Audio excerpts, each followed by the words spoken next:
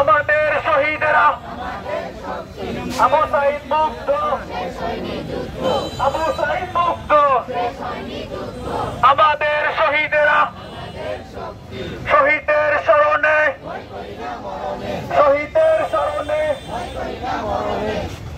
আমরা ছাত্ররা প্রথম থেকে এবং শেষ অব্দি আমরা সকলে দেখেছেন আমাদের সকল ছাত্র সাধারণ জনগণ কতটুকু স্যাক্রিফাইস করছে এই যুদ্ধে, এবং আমরা 5 তারিখে এই জয়লাভটা করেছি 2024।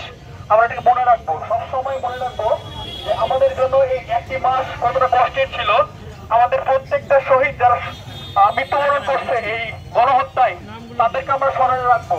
কারণ তাদেরকে যদি আমরা ভুলে যাই, তাদেরকে আমরা স্মরণ না করি, তাহলে এটা আমাদের তাদের প্রতি একটি বড় ভুল বা অকৃতজ্ঞের মতো কাজ করা হবে। কারণ তাদের এই স্যাক্রিফাইস, তাদের এই জীবন আমাদের এই নতুন জয়কে এনে দিয়েছে। আমাদের এখনো অনেকেই যারা হসপিটালে, বিভিন্ন জায়গায়, বাসায় যারা আহত অবস্থায় আছে, অনেকে বিকলাঙ্গ হয়ে গেছে, আমাদের তাদেরকে আমরা স্মরণ রাখবো, তাদের খেয়াল রাখবো যে তারা আমাদের জন্য কি করেছে, সেটা আমরা ভুলবো না। তাদেরকে যদি আমরা ভুলে যাই, তাহলে আমাদের মূল লক্ষ্য থেকে আমরা বের হয়ে আসবো।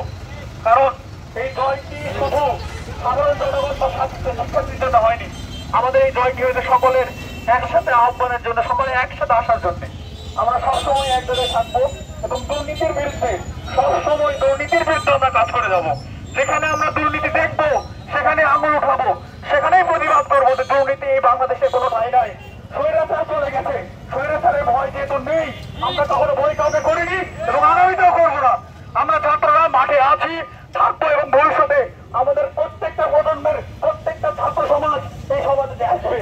প্রত্যেকটা ছাত্র সমাজ আবারও এই দেশে সংস্কারে নামবে, এটি ভুলে গেলে চলবে না।